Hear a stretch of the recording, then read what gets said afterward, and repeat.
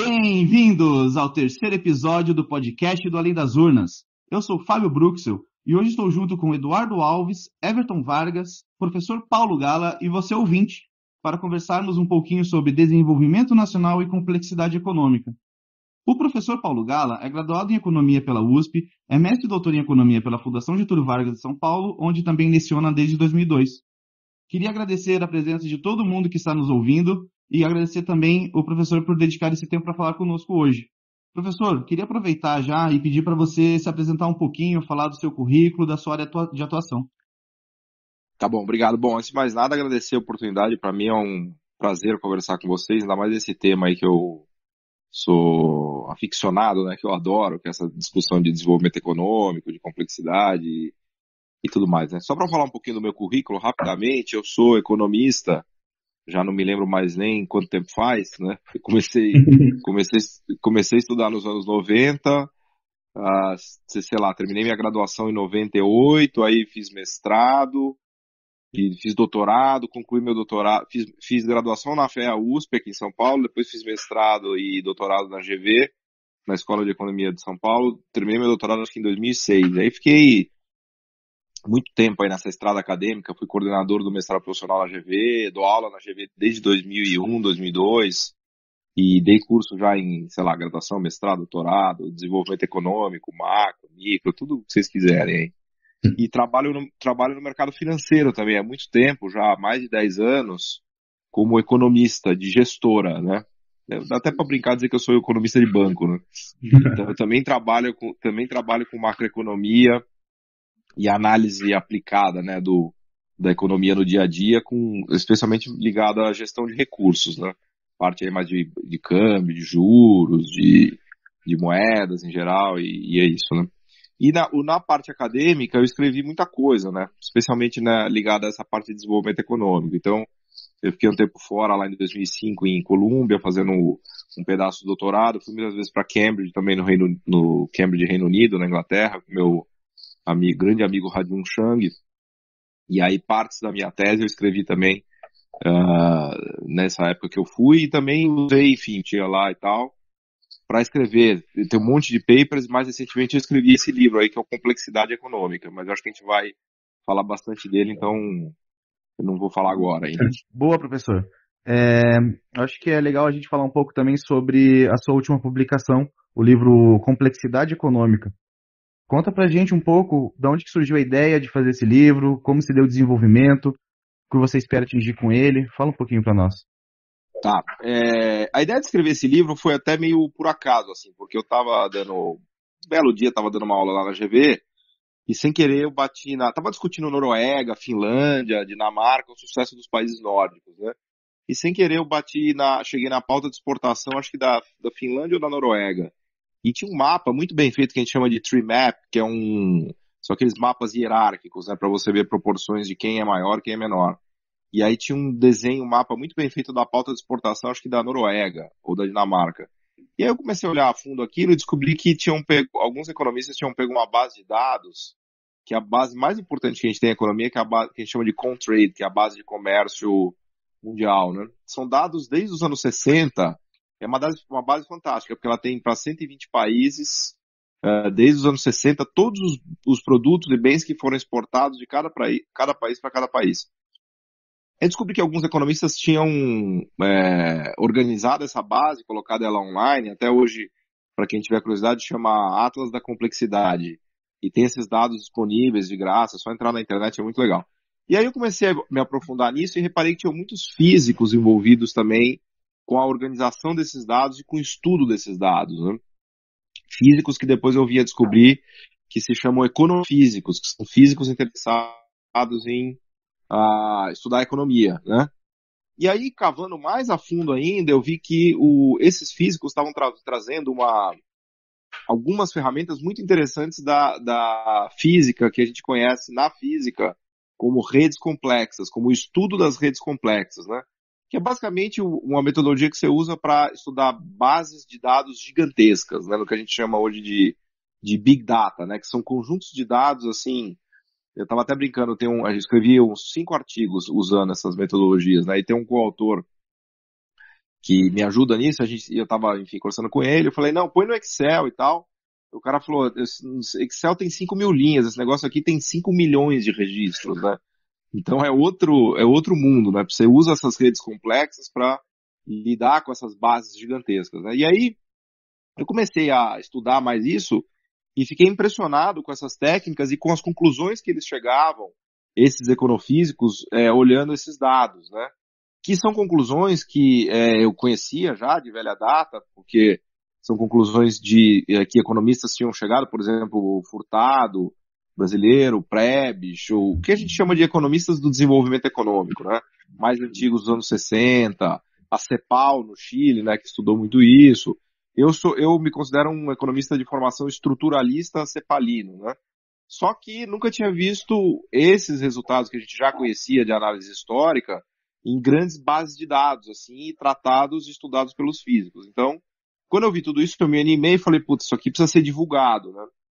E aí eu escrevi esse livro em 2015, 16, para divulgar essas ideias. Então, na verdade, meu livro é muito mais um livro de divulgação dessas ideias do que uma contribuição original, assim, né? E claro, pensando no Brasil, obviamente, que o meu drama sempre foi entender por que o Brasil ficou parado, estagnado, né? Por que o Brasil tá preso no que a gente chama de armadilha da renda média. Ele não consegue avançar mais, não consegue se desenvolver, reduzir desigualdade, enfim, ele tá preso aí nessa situação faz quase 40 anos, na verdade. Então, eu escrevi o livro para divulgar essas ideias e para tentar entender melhor o Brasil a partir dessas ideias, né? Foi mais ou menos esse o objetivo, né?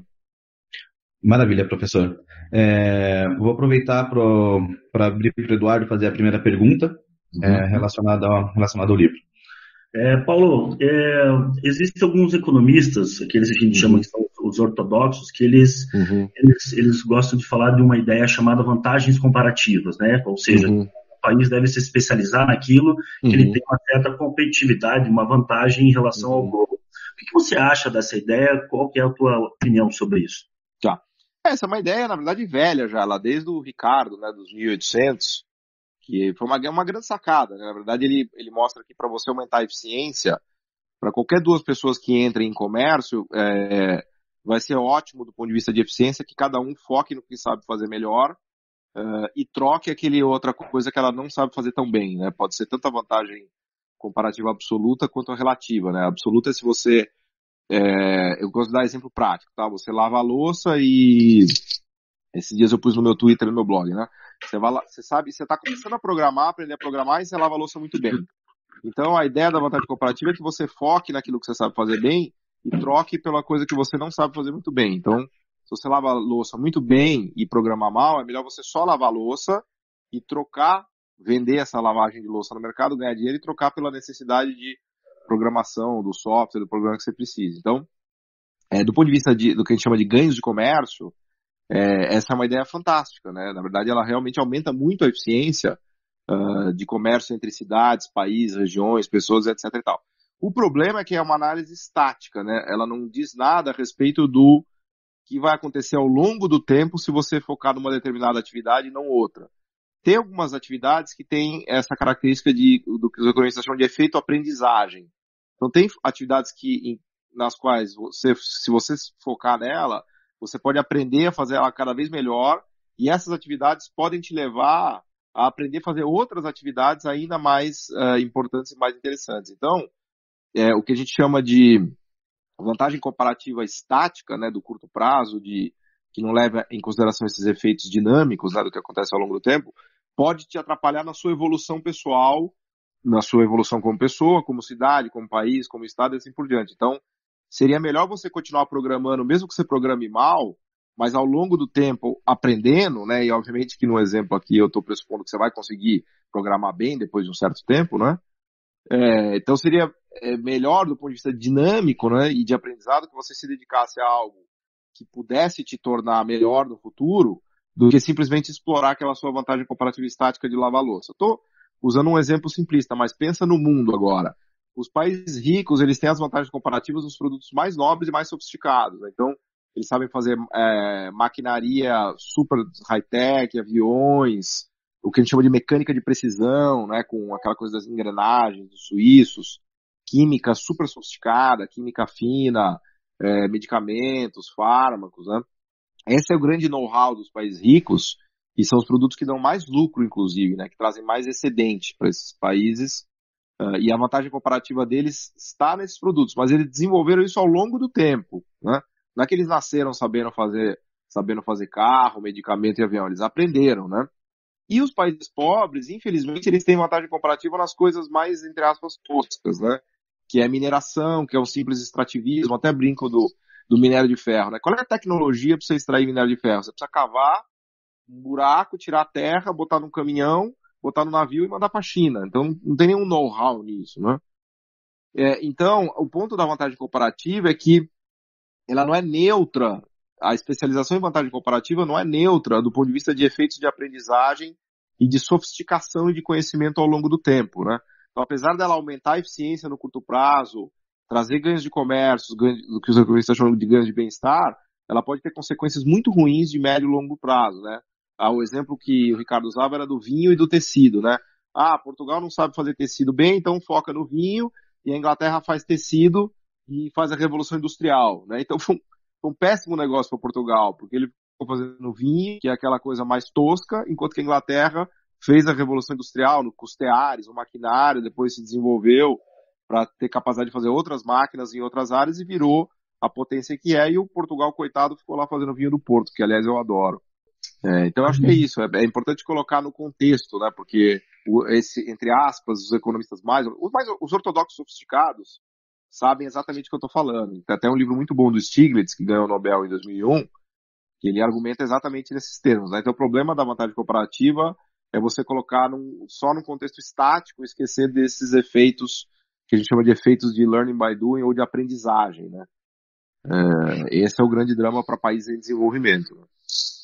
Maravilha, Paulo. Depois dessa ótima explicação sobre, vamos falar da cilada, das vantagens comparativas, você pode falar para quem está ouvindo a gente, para a gente seguir uma linha de progressão, assim, claro que depois a gente vai entrar em específicos, mas sobre como construir complexidade econômica e se existe algum exemplo internacional que a gente pode usar, assim, que partilha das mesmas características que o Brasil tem. Tá. O grande desafio para os países pobres e emergentes é que eles precisam construir vantagens comparativas, até antes de falar de complexidade, né? Eles vão construir vantagens comparativas ou construir habilidades em bens e serviços mais sofisticados, né? Que são esses bens que os países ricos conseguem fazer. Carros, aviões, barcos, submarino, navio, motores, né? Só que esses mercados mundiais eles já estão tomados pelos países ricos e pelas grandes empresas, grandes multinacionais desses países que se tornaram ricos, né? Então o desafio para o país pobre e emergente é muito maior do que o desafio para um país rico se manter rico, né? Para conseguir entrar nesses mercados, o que a gente vê na história, né, do pensamento e na história econômica mesmo, é que os governos de países pobres e emergentes sempre ajudaram muito o setor privado para que ele conseguisse se desenvolver para conquistar espaço nesses mercados, né? Isso é o que os economistas chamam de política industrial, né? Então, os Estados Unidos fez muita política industrial no final dos 1700 e dos 1800 para conseguir ganhar espaço e brigar contra a Inglaterra, contra os produtos ingleses. A Coreia do Sul fez muita política industrial nos anos 70 e 80 para tentar ganhar espaço no mercado mundial. O Japão fez, Taiwan fez, a própria Alemanha fez muito. A Inglaterra mesmo, quando brigou com a Holanda, ali no final dos 1500, 1600, eles tinham muita dificuldade em entrar no mercado de tecidos que os holandeses dominavam, né? A Inglaterra era fornecedora de lã bruta para os holandeses. Então, o governo inglês, aí ele fez um negócio mais agressivo até, né? Ele proibiu a exportação de lã bruta para forçar a confecção de tecidos no próprio território inglês, né? Então, isso que a gente chama de política industrial é, na verdade, uma ajuda que o governo dá para a iniciativa privada daquele país ser capaz de se desenvolver em direção à produção de coisas mais sofisticadas, que eu chamo no livro de complexidade, né? Ter um sistema produtivo complexo nada mais é do que ser capaz de produzir coisas mais sofisticadas, de maior valor agregado, que são esses exemplos que eu estava dando, né? Principalmente sair da agricultura e do extrativismo mineral e entrar no setor industrial de preferência de medium tech, high tech, serviços empresariais sofisticados e assim por diante. Então, o desafio para o país pobre emergente é furar esses mercados mundiais, que é muito difícil. Por isso que o governo ajuda com políticas de subsídios, de estímulos, de zonas especiais de exportação, de transferência de tecnologia, esse tipo de coisa, né? Você vê a interferência do Estado, né, nesse assunto como vital, assim? Você acha que tem como contornar essa situação, a iniciativa privada por ela própria, ou só via Estado mesmo? Para um país pobre, e se for muito pobre, é praticamente impossível.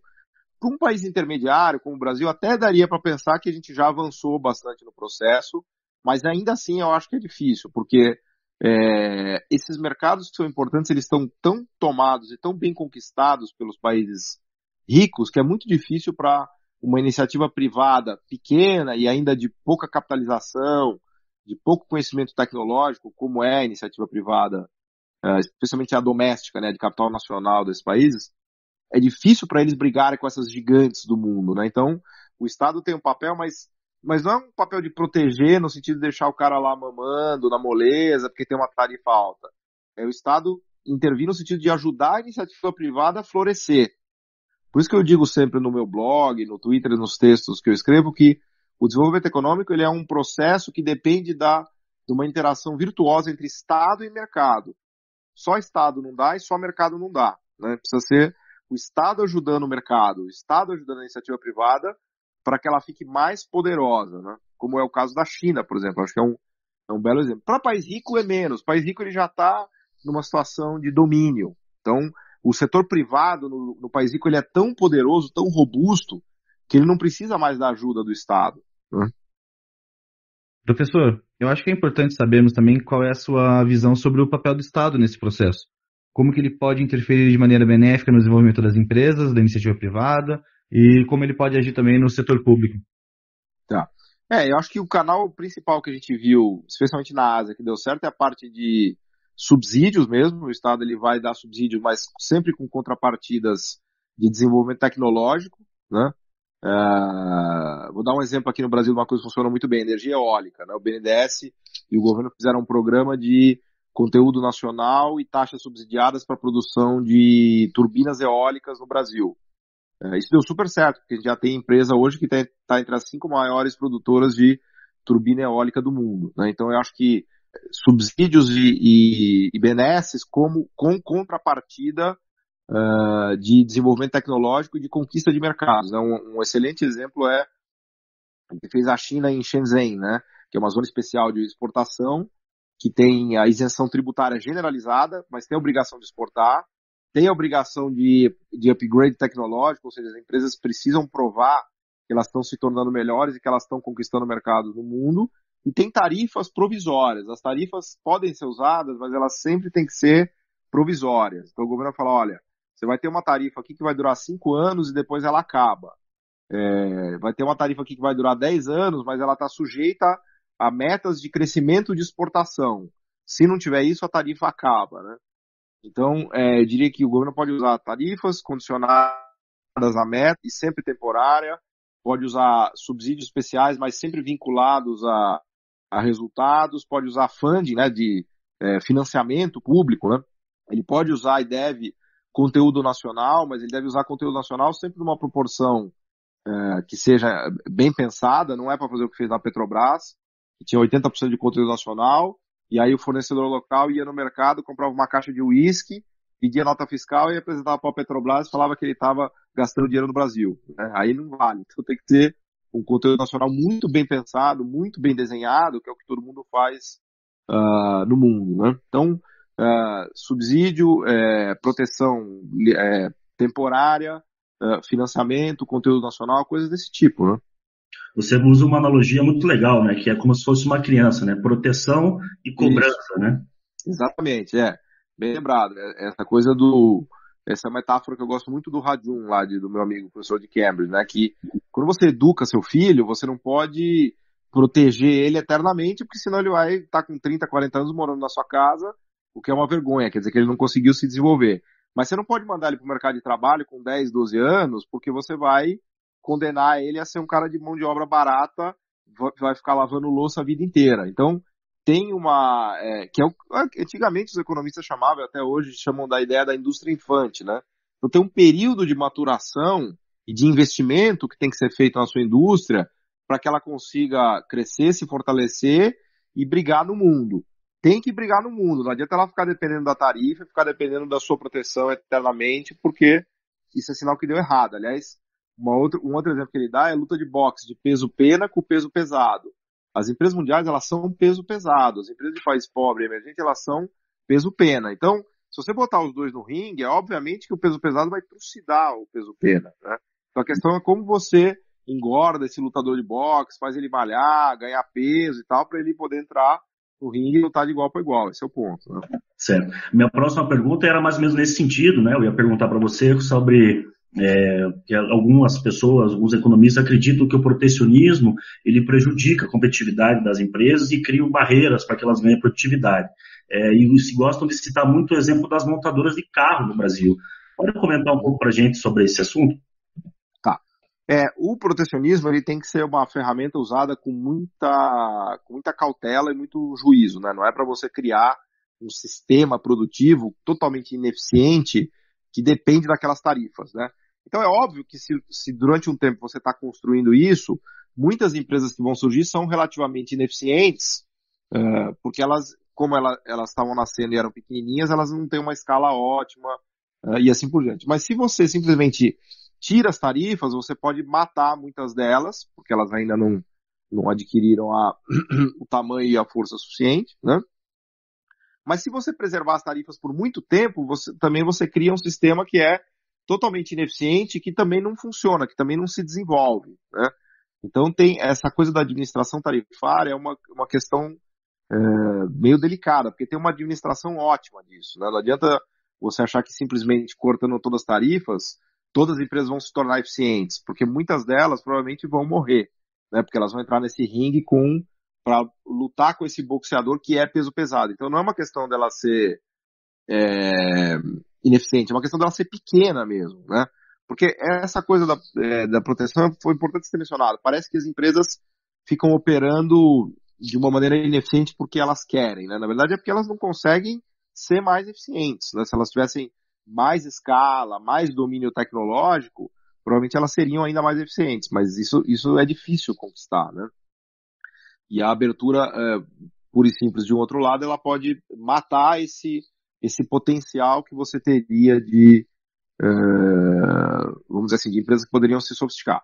Falando das multinacionais agora, que é um caso muito específico e especialmente de carros no Brasil, né?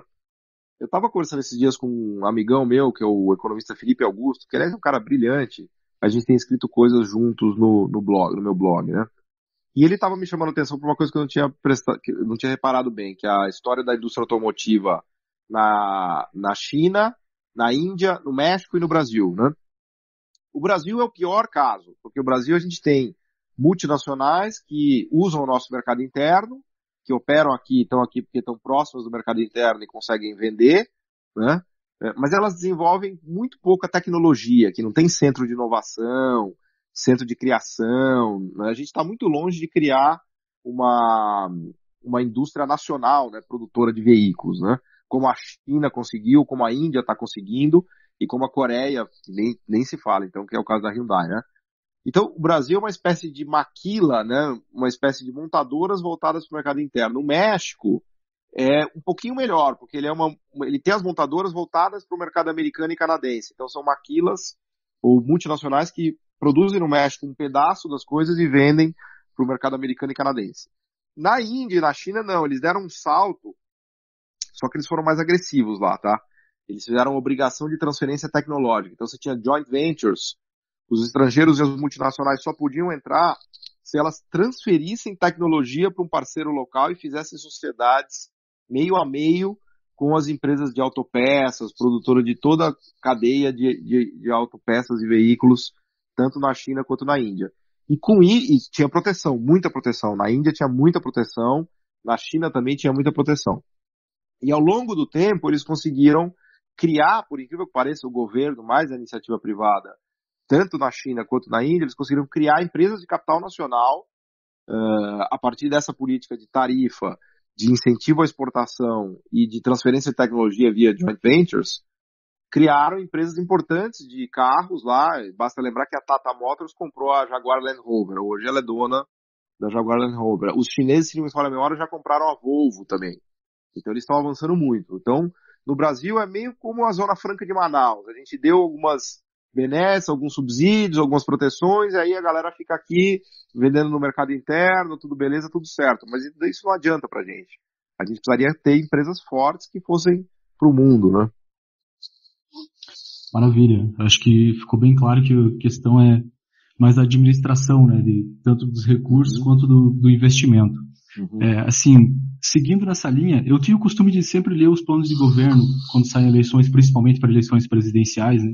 E nas eleições do ano passado, um desses planos ele citava que o Brasil tinha 4 complexos industriais nos quais a gente podia ter um bom desempenho global.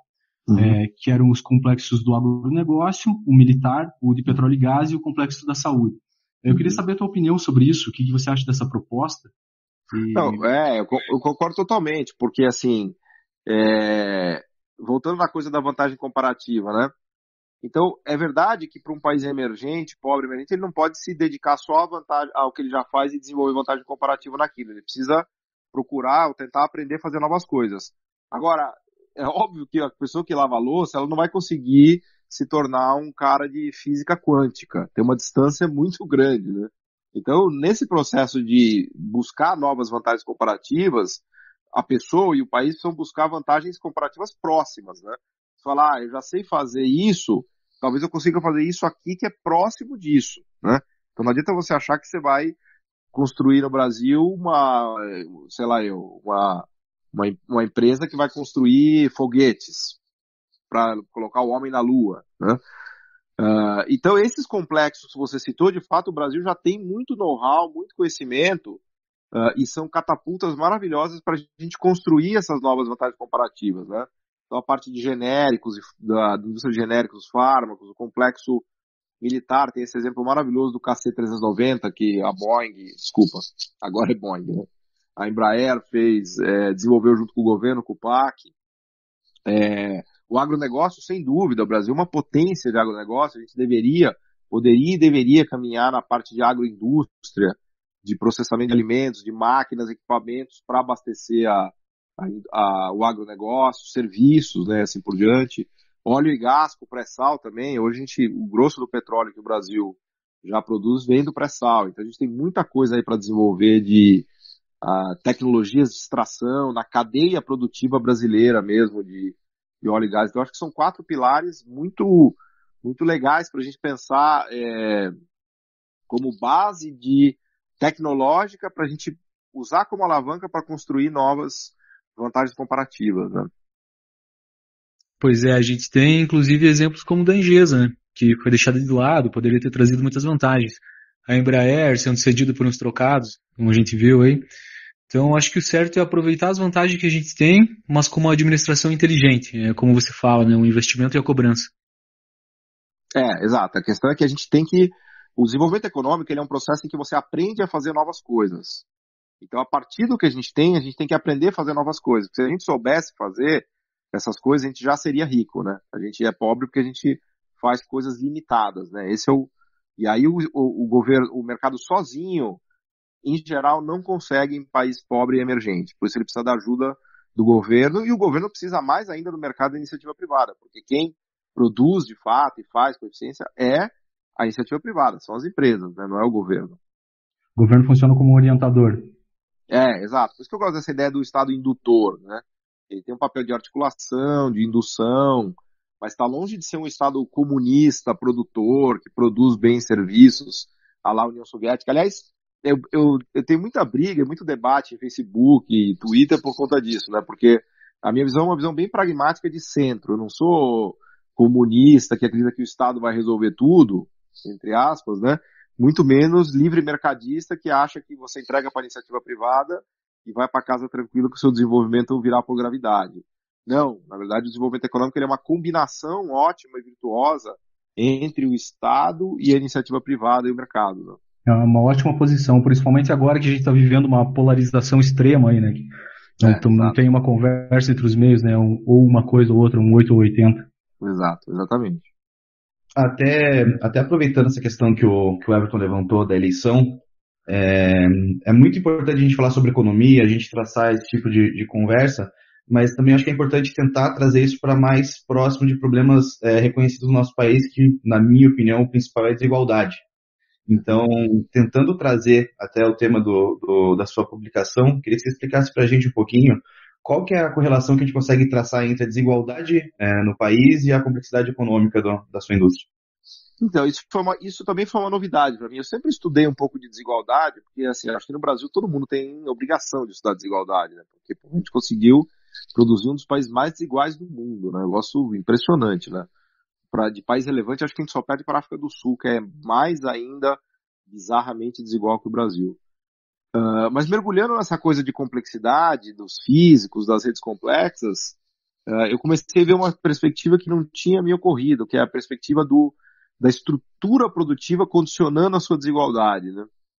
Quem fez um paper disso maravilhoso foi um economista alemão, o nome dele é Dominique Hartmann, que aliás virou amigo meu. Ele está no Brasil agora, está como pesquisador visitante, quer virar professor aqui no Brasil, casou com uma brasileira, é um cara brilhante, genial, assim, deve ter seus 36, 37 anos, e ele teve um tempo lá no MIT junto com o César Hidalgo, que é o físico que virou econofísico, né, que foi um dos caras que fez o Atlas da Complexidade Econômica, né, que eu explico bem no meu livro.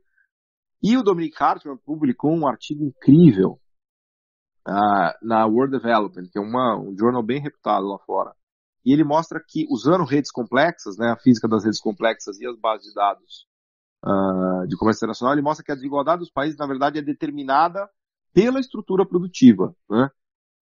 Não é difícil entender isso agora, depois que eles fizeram, né? Se você pegar os países menos desiguais do mundo e os mais ricos, né, que são Suécia, que são todos os nórdicos, Suíça, Japão, Alemanha, todos esses países têm um sistema produtivo muito sofisticado e muito complexo. Esse sistema produtivo sofisticado e complexo demanda uma sociedade que tem muito capital humano, muito conhecimento, precisa de muitos engenheiros, muitos técnicos, né? Isso paga bons salários e constrói uma sociedade menos desigual. Países que têm indústrias medium tech, indústrias high tech, serviços empresariais, são países que têm menor desigualdade. Quais são os países mais desiguais do mundo? São basicamente os africanos, os latino-americanos e os da Ásia Central, que são aqueles que dependem única e simplesmente de petróleo, de mineração ou só de agricultura. Então, esse tipo de estrutura produtiva é desigual, porque você não cria aquela classe média que tem capital humano, que tem know-how, que tem muitos engenheiros, muito conhecimento técnico, tem muita divisão do trabalho, para usar o Adam Smith, né? Você tem estruturas produtivas muito desiguais. Então, por exemplo, o extrativismo mineral. Você tem a multinacional que é dona, que explora as jazidas, e você tem algum trabalho ali pouco qualificado, que é o cara que dirige o trator, opera a esteira, não tem um grande conhecimento técnico. Pensa num avião. Quando você faz um avião, tem muita gente qualificada envolvida para fazer cada peça, o encaixe de cada peça, a engenharia.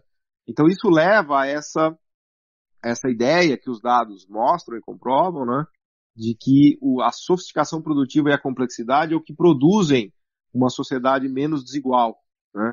Então, enquanto o Brasil não conseguir se sofisticar, se industrializar, caminhar para um nível mais medium tech, high tech, ele vai continuar sendo um país muito desigual, né? Mesmo vale para a África do Sul. E as políticas de transferência de renda, elas são paliativas, elas são fundamentais no sentido de criar oportunidades, mas elas por si não vão resolver o nosso problema de desigualdade. Paulo, no primeiro podcast que a gente fez aqui no canal do Além das Urnas, nós conversamos com o professor André Roncaga de Carvalho a respeito da teoria monetária moderna. Uma das perguntas que eu fiz para ele foi a respeito da China, né, que tem apresentado e tem produzido um fenômeno econômico que é muito interessante e hoje já é o segundo maior PIB do mundo. Qual é a tua opinião a respeito dessa teoria moderna e qual é a tua opinião a respeito dessa busca pelo superávit primário? Tá, primeira coisa que você precisa separar é se você tem déficit público para fazer investimento ou para fazer consumo, né? Ou seja, o governo está se endividando para fazer gasto público, para pagar o funcionalismo, ou ele está se endividando para fazer investimento, formação bruta de capital fixo, né? E obviamente que o caso chinês é um caso de endividamento gigante para investimento, né? Então basta olhar o PIB chinês, a gente vai ver que 50% do PIB lá do produto interno bruto é formação bruta de capital fixo. E vejam que a gente está falando de uma economia já de 12 trilhões de dólares, então eles investem por ano quase 6 trilhões de dólares. É uma loucura isso, né? Para vocês terem uma ideia, no Brasil o investimento não dá 20% do PIB, que é um PIB de 2 trilhões, vai dar 400 bilhões de reais, não, de dólares, né? Se a gente fizer a conta aqui na China, é 5, 6 trilhões. Então, o governo lá está se endividando para investir. Então, ele faz ponte, faz estrada, eles já fizeram trem de alta velocidade que vai a 400 km por hora, conectando Xangai e Beijing, que tem mais de 1.500 km de distância. Eles têm a infraestrutura chinesa hoje é a mais sofisticada do mundo. Aliás, a infraestrutura americana perto da chinesa é ridícula. Né? Aquele JFK lá, que é o aeroporto de Nova York está caindo aos pedaços, as estradas americanas estão cheias de buraco, as pontes estão velhas. Né? Então, o superávit primário, ou o déficit primário, ele precisa ser, antes de mais nada, qualificado dessa ótica, né? Se é para fazer investimento público, bom, muito bom. Se é para fazer gasto, aí precisa tomar mais cuidado, né? A coisa da teoria monetária moderna, ela diz uma coisa que é mais ou menos simples, que todo mundo sempre soube, que um governo que se endivida na própria moeda nunca tem dificuldade de se financiar, né? Porque no limite o próprio Banco Central emite moeda e compra esses títulos públicos, né? Não há calote na moeda doméstica, né? É claro que isso tem problemas e tem qualificações que a gente pode falar depois, porque a economia pode estar superaquecida, então isso pode gerar impulso inflacionário, pode trazer uma série de outros problemas, mas dificuldade de financiamento na sua própria moeda o governo nunca vai ter. Então, no final do dia, o déficit que você tem, ele vai ser relevante se você está gastando ele para pagar funcionário público ou para fazer investimento. Se for para fazer investimento, ele é muito mais bem-vindo. Se a economia está muito desaquecida, naquele caso keynesiano clássico de crise, aí no limite você pode até fazer um déficit com gasto para tentar reativar a economia, mas sempre o déficit vai ser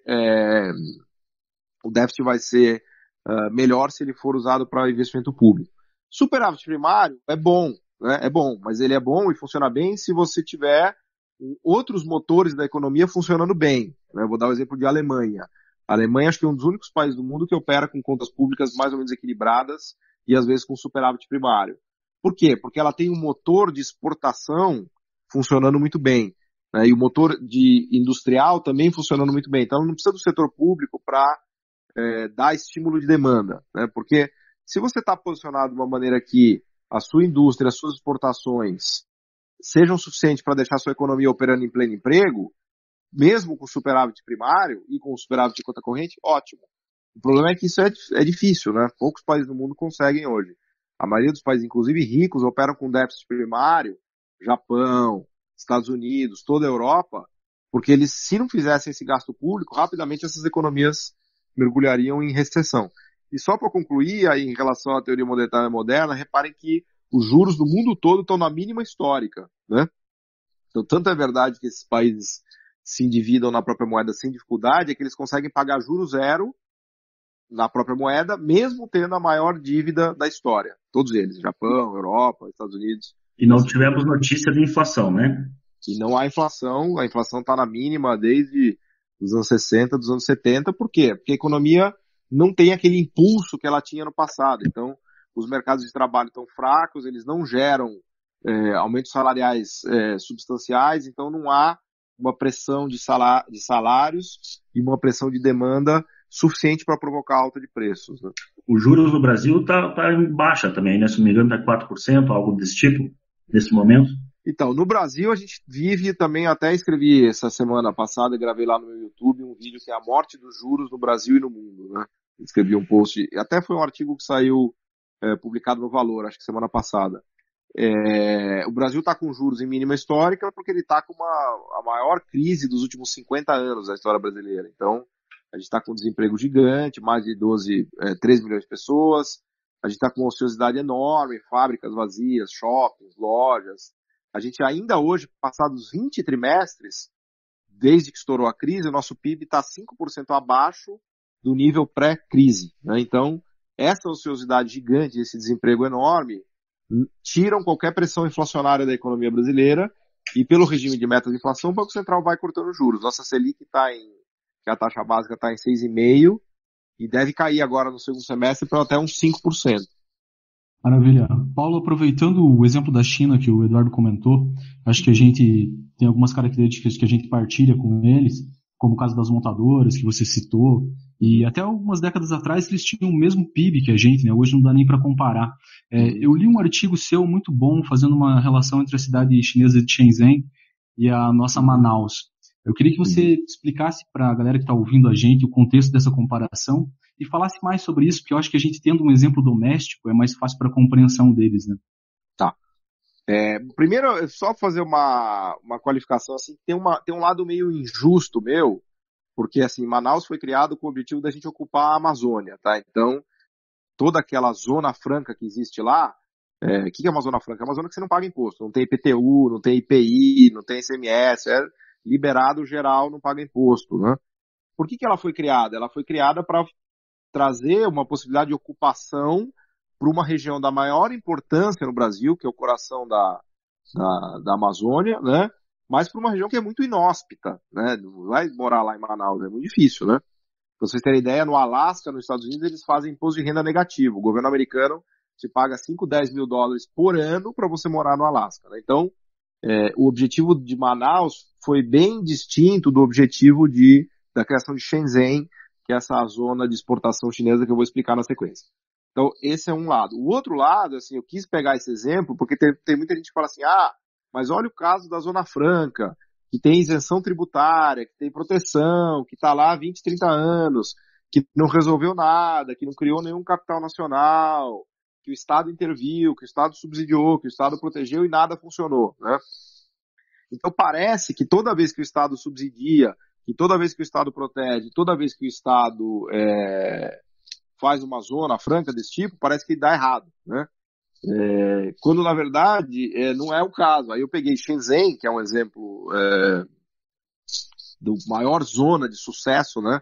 Maior zona de exportação de sucesso do mundo, para justamente contrastar com esse ponto de Manaus, né? Shenzhen era uma vila de pescadores que tinha menos de 100 mil habitantes em 1980, mas o governo chinês escolheu o Deng Xiaoping, escolheu Shenzhen para criar ali uma zona especial de produção, de indústrias, medium tech, high tech, para exportar para o mundo inteiro, para ser uma espécie de Vale do Silício da China, que é hoje, né?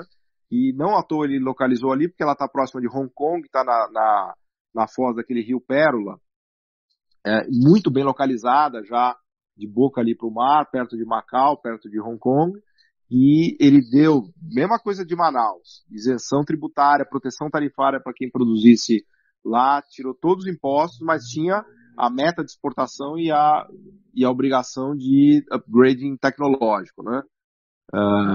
E foi um sucesso retumbante, né? Shenzhen, que não tinha 100 mil habitantes, hoje é uma megalópole de 15 milhões de habitantes. Ela é tão high-tech, ou mais high-tech que o próprio Vale do Silício. Ela produz 80% dos iPads, dos tablets do mundo, né? É uma das cidades mais fantásticas da China, já é a terceira maior cidade da China, já superou Hong Kong, né? Ela perde só para Pequim. Xangai eles chamam de Shenzhen, né? Shenzhen. E para quem, eu fui para a China já, mas não tive a oportunidade de ir para lá ainda, mas é ultra high-tech, assim, os caras estão realmente na fronteira tecnológica, produzindo já tudo com capital nacional, empresas chinesas, detentoras de conteúdo próprio, né? E foi um sucesso retumbante. Em Manaus, como brinca um amigo meu, virou uma maquila introvertida, né? Então é uma zona em que as empresas multinacionais se instalam para se valer das isenções tributárias, dão um tapa ali no produto e vendem no mercado interno brasileiro porque está mais perto e porque tem isenção tributária. Então, maquila introvertida não vai fazer desenvolvimento econômico nenhum, ajuda a ter ocupação da Amazônia, mas não vai produzir, não vai promover desenvolvimento econômico, né? O Shenzhen vai e já está produzindo, né? Uma zona especial de exportação e de produção fantástica, né? O que você acha que está faltando para a gente em Manaus e em outros casos que têm as mesmas características? O que falta para a gente quebrar essa barreira e realmente ter um upgrade tecnológico? Será que é só essa cobrança por parte do Estado? Será que é alguma coisa por iniciativa privada? Qual que é a tua opinião? Bom, primeiro que é até covardia tentar fazer isso com Manaus, porque o efeito no meio ambiente seria devastador, né? Tem um amigo grande amigo meu que é professor lá na Federal do Pará, a gente tem falado muito sobre isso, né? Seria uma catástrofe ambiental construir uma Shenzhen lá no lugar de Manaus, né? O que poderia ser feito lá, que ele defende muito, eu acho que são ideias fantásticas, é você usar a floresta e tentar avançar na área de biotecnologias, de remédios e fármacos ligados aos produtos da floresta, de beleza e assim por diante. Então essa seria uma outra estratégia de desenvolvimento para a Amazônia. Agora, o grande erro do Brasil, a meu ver, em toda essa discussão de substituição de importações, de todo o nosso processo de industrialização, é que a gente a gente deveria ter focado mais em exportação e na conquista do mercado mundial, tá? Porque a prova do pudim, e assim foi na Ásia, né? A prova do pudim é você conquistar o mercado mundial. Então, quando você faz uma Hyundai, uma Samsung, uma Toyota, uma LG, e agora os chineses como estão vindo com a Xiaomi, com a Huawei, né? Quando você conquista o mercado mundial, aquilo que te faz se desenvolver de fato, né? E o Brasil, como tem um mercado interno muito forte, ele acaba tendo essa tentação de ficar voltado para dentro, né? E eu acho que faltou isso para a gente na nossa história, e falta hoje um drive de exportação manufatureira, principalmente. Porque não é o agronegócio, a parte de mineração, vai muito bem, obrigado. Aliás, nem tiveram crise no Brasil, né? Que a nossa vantagem comparativa é tão absurda de agronegócio e de mineração que faça chuva ou faça sol, a gente sempre exporta, né? Agora, na parte manufatureira, não. A gente conseguiu desenvolver uma indústria que abastece o mercado doméstico, mas foi uma indústria, entre aspas, ainda insuficiente, né? A gente precisaria pensar aí sim, de fato, uma zona de exportação no Nordeste, talvez, alguma coisa que catapultasse as empresas brasileiras para ir para o mundo, as de manufaturas, né? As empresas industriais, mas o momento é crítico, porque a gente está com a indústria na beira na UTI, assim, quase morrendo a indústria brasileira. Certo, certo. Bom, recentemente o Brasil assinou um acordo que estava sendo costurado há bastante tempo já com a União Europeia através do Mercosul. Isso. Eu sei que foi a primeira assinatura ainda, agora os termos vão ser discutidos detalhadamente, então ainda tem muita coisa para acontecer para a gente conseguir ter uma opinião definitiva, mas eu queria saber de você quais são as suas impressões com relação a que tipo de impacto esse acordo pode causar na economia nacional, na indústria nacional, e o que os produtores e empresários brasileiros também podem esperar e até se preparar para receber esse acordo.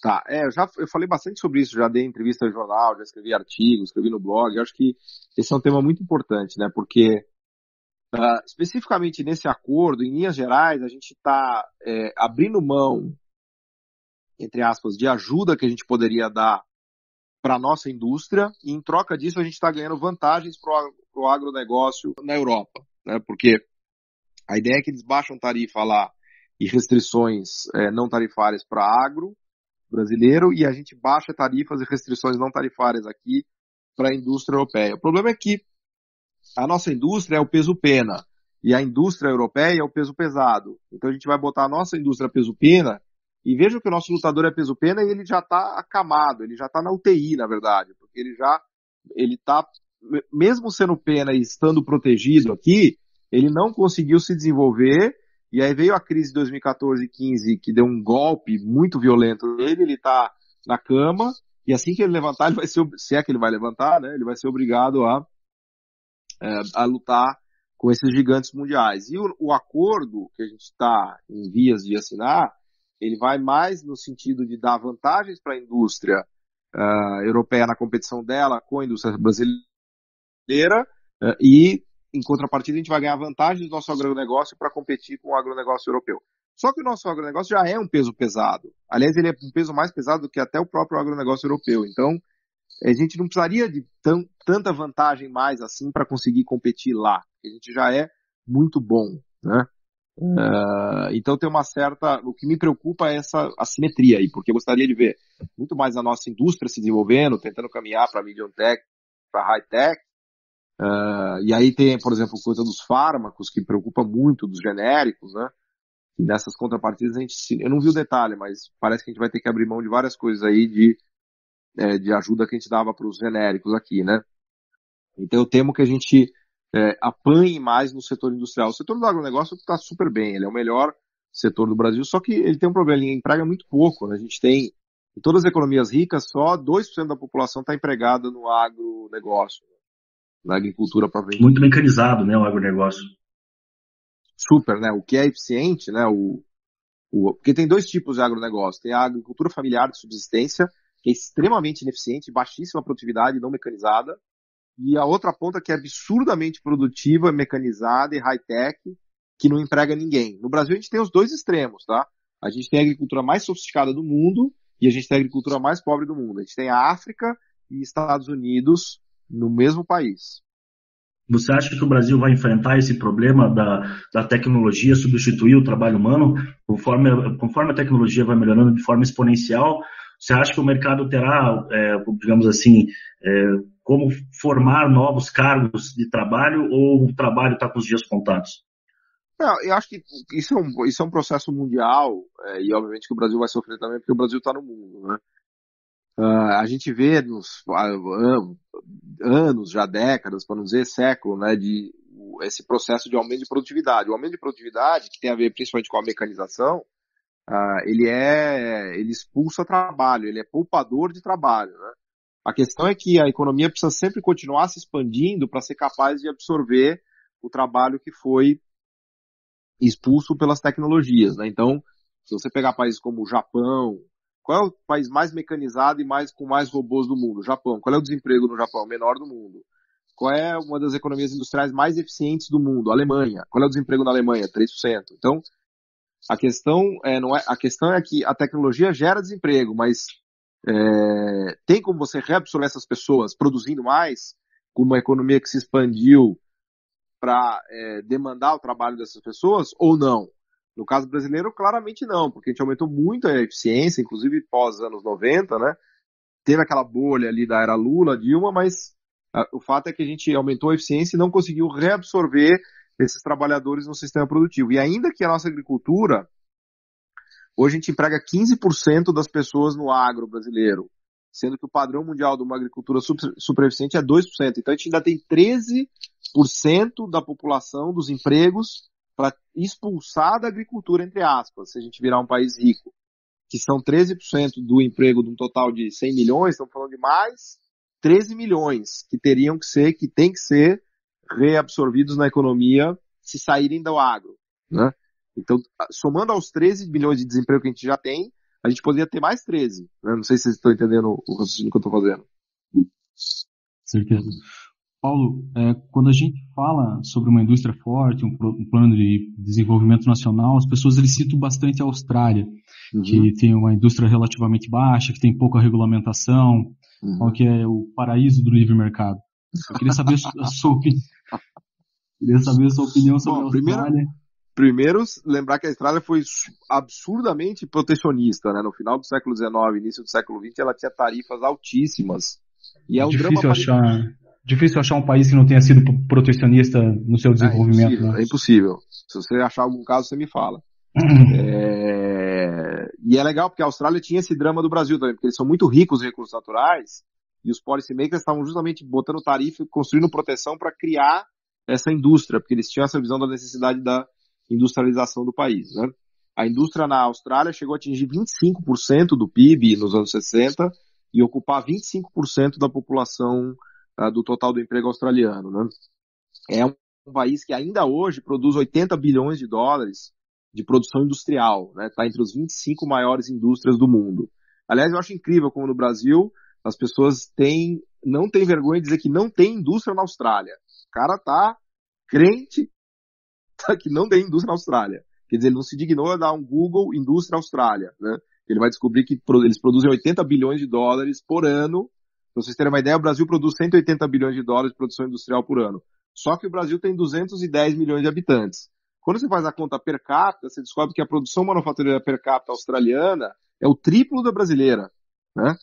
Aliás, Nova Zelândia também, tá? Nova Zelândia tem uma produção industrial de 25 bilhões de dólares, per capita é o triplo da brasileira, só que eles têm uma população ridícula, que é de 5 milhões de habitantes, né? É claro que a economia da Austrália foi capaz de desenvolver outros setores, especialmente serviços empresariais. Eles fizeram umas coisas muito legais de língua, serviços de língua, empresas de língua, parte de serviços de geologia. Eles desenvolveram outras frentes da economia, né, especialmente de serviços sofisticados, que complementou essa parte industrial. Então, quando você olha a participação no PIB da indústria, aí sim dá um número baixo, 7%, 8%. Mas isso é porque a Austrália é uma economia de $1 trilhão para uma população de 25 milhões que conseguiram construir muita riqueza em vários outros setores. Mas não é que eles abandonaram a indústria. Se você pegar os top 10 indústrias australianas, são fantásticas, né? Então,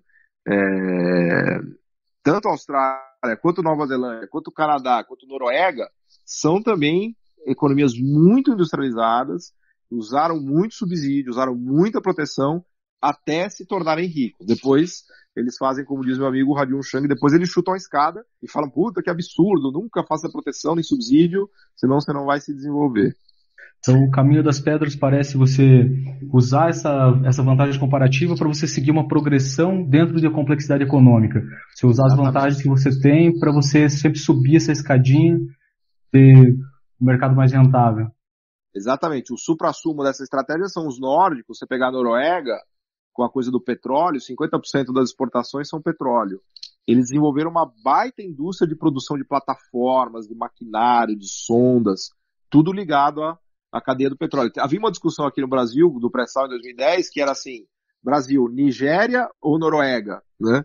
E parece que a gente foi justamente pro caminho da Nigéria, né? Que é o país que 90% 90% das exportações é petróleo, 20% do PIB é petróleo, mas também não produz mais nada lá.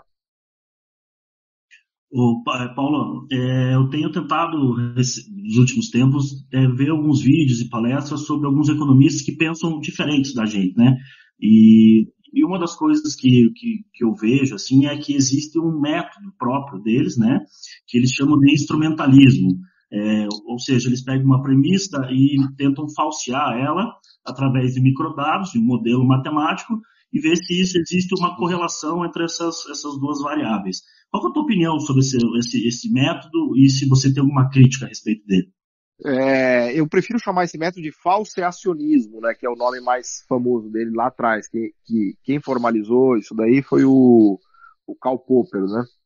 Que é o método da ciência, na verdade. Você cria uma hipótese, você constrói uma hipótese e você tenta falsear ou ver como é que essa sua hipótese reage em relação aos dados, né? Se ela tem boa capacidade de explicação, bom poder de explicação frente aos dados, né?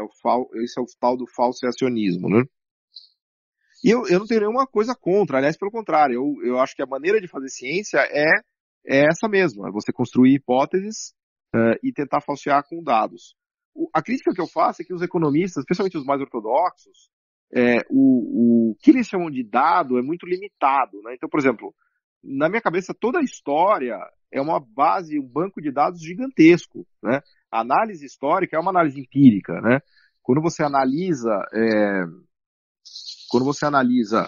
a história de industrialização, por exemplo, de todos os países do mundo, você está fazendo uma análise empírica, vendo o que aconteceu na prática, né? O que os dados ou o que a evidência empírica te mostrou sobre aquilo. Então, esses dias eu estava num debate lá sei lá se era no Twitter ou no Facebook, que se você é muito econometrista tacanha, né, você vai falar assim, mas qual é a sua estratégia de identificação? Porque se você não tem estratégia de identificação, você não consegue descobrir qual é o seu mecanismo causal e você não consegue afirmar que aquela correlação ali é uma causalidade. Isso é óbvio, para todo mundo que estuda econometria e estatística, isso é o básico. Você gostaria de saber qual é o mecanismo causal. E para isso, uma boa estratégia de identificação em econometria te ajuda, mas está muito longe de resolver o problema. Então chega a ponto, e aí assim, sem querer agredir, mas assim, esses caras são tão limitados que eu falo assim, bom, existe a Revolução Industrial. Todos os países que passaram por Revolução Industrial enriqueceram. Holanda, Bélgica, Inglaterra, Alemanha, Reino Unido, Japão, todos. Aí o cara fala assim, bom, mas deixa eu ver sua base de dados, deixa eu ver sua estratégia de identificação. Aí é quase psicotécnico, né? Porque existe um troço chamado Revolução Industrial, que você estuda a história disso. Isso é uma evidência empírica gigante, né? Você não vai conseguir achar uma base de dados de Inglaterra dos 1600 para ver qual é a sua estratégia de identificação, né? Então, voltando à sua pergunta, como método de fazer ciência, a meu ver, o método é esse mesmo. Você tem hipótese, você constrói hipótese, constrói modelos teóricos, que são as suas hipóteses, e testa empiricamente. Em economia, você precisa usar muito de história, porque, mais recentemente, com econofísica e complexidade, a gente passou a ter, graças a Deus, acesso a bancos de dados muito bons, mas são dados recentes, né? Então, a base empírica do economista é muito a parte histórica, né? Então, é importante ter essa visão ampla na minha cabeça, né? Não ficar se limitando a, só vale se for um microdado, com tudo especificado, estratégia de identificação, com observação dos últimos 10 anos, para o município americano X, entendeu? Aí é muito limitante, eu acho. Certo. Paulo, seguindo essa linha que a gente está falando da importância do Estado, do investimento certo, da orientação e da cobrança, eu queria que você desse o seu parecer sobre esse programa de privatizações que a gente está fazendo e como a gente está tratando as indústrias que o governo tem uma participação. O meu medo número 1 é a gente privatizar os monopólios naturais. Isso eu tenho muito medo, porque a iniciativa privada ela é bem mais eficiente do que o Estado para extrair lucro no monopólio natural. Então, quando pega a Petrobras, que é um caso limite, tá? Ela é um monopolista de fato de extração de petróleo no Brasil e de refino. Se você privatiza, você precisa ter uma regulação muito bem feita, porque senão você vai transferir para a iniciativa privada uma coisa muito poderosa que se chama monopólio natural. Então, isso é uma coisa que preocupa. Se não for feito com a devida regulação, você vai agravar ainda mais zonas de monopólio, porque existe essa ideia ingênua de que o mercado não produz monopólios. Aliás, muito pelo contrário, o mercado é absurdamente eficiente para produzir monopólios, né? Ele luta pela produção de monopólios e consegue, né? Se você pegar... Esses dias eu estava lendo um livro maravilhoso que é O Mito do Capitalismo. Aí os caras vão mostrando como todos os mercados mais relevantes do mundo são monopolizados ou oligopolizados. Aí o cara vai... alimentos, cerveja que você bebe, avião que você voa, Google, Facebook que você usa, o smartphone que você usa. Então o mercado ele é muito poderoso, né? E ele tenta construir oligopólios e monopólios que é a maneira mais fácil de lucrar, né? Paulo, você pode dar só o autor desse livro para gente, para quem está escutando a gente poder procurar? O livro é O Mito do Capitalismo. Tem no meu blog, se você der um Google lá, não vou lembrar de cabeça o nome do autor, tá? Tranquilo, a gente pega a informação depois, então. É O Mito do Capitalismo. Maravilha. Você que está nos ouvindo aí, nós vamos deixar o link aqui na descrição depois. Paulo, deixa eu fazer uma pergunta. Só para concluir o negócio.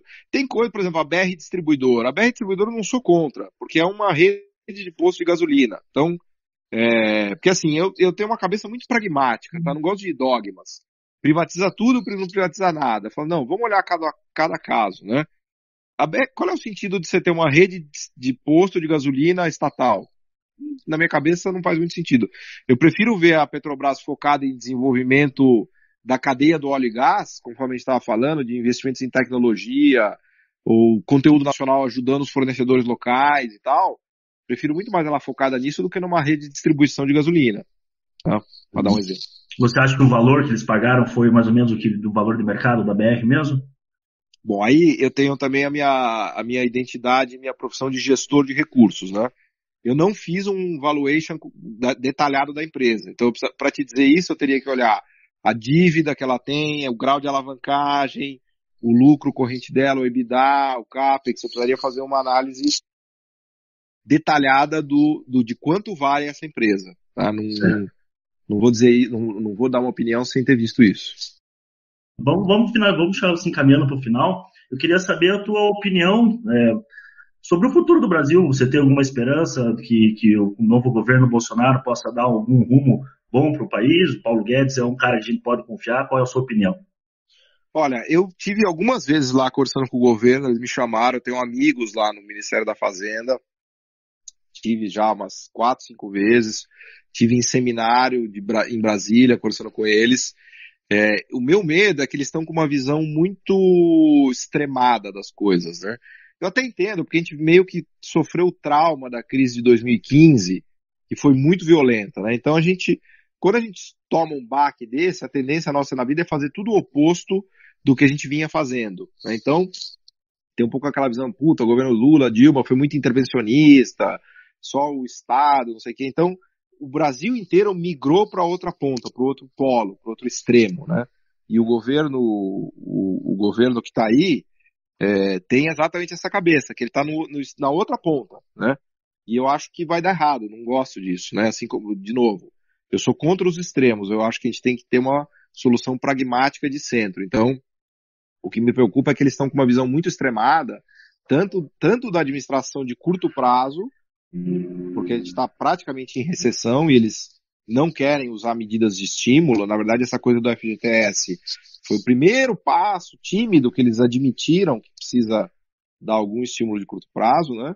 E na questão estrutural de longo prazo, eles são reticentes em usar a política industrial, essas ferramentas que a própria Alemanha, Estados Unidos, Reino Unido estão usando agora, e a própria Ásia, né? Então, eu acho que isso pode trazer problemas também. Então, essa é uma crítica que eu faria. Eu acho que o Brasil tem um potencial gigante, inclusive de desenvolvimento tecnológico, do que a gente já fez e do que já existe, né? Mas conforme o tempo passa e a gente não usa isso, fica cada vez mais difícil, porque a verdade é que é uma corrida mundial, né? Existe uma corrida tecnológica e uma corrida entre os emergentes para conseguir avançar, e o Brasil está ficando cada vez mais para trás nessa corrida, né?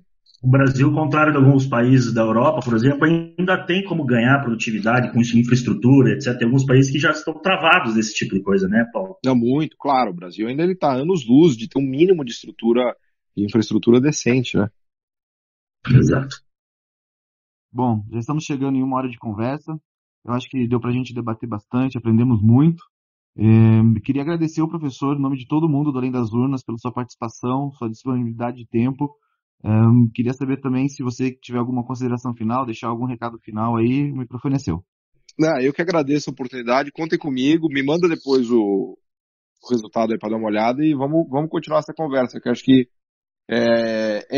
essas conversas são muito importantes, e hoje a gente tem a facilidade de ter as redes sociais, os YouTubes, os WhatsApps, então a gente tem a obrigação de difundir um debate franco, honesto e baseado em dados, né? Porque o que me preocupa muito é essa polarização que a gente tem nas redes sociais, que virou uma guerra tribal e é completamente desvinculada de análises concretas, objetivas, de dados, de história.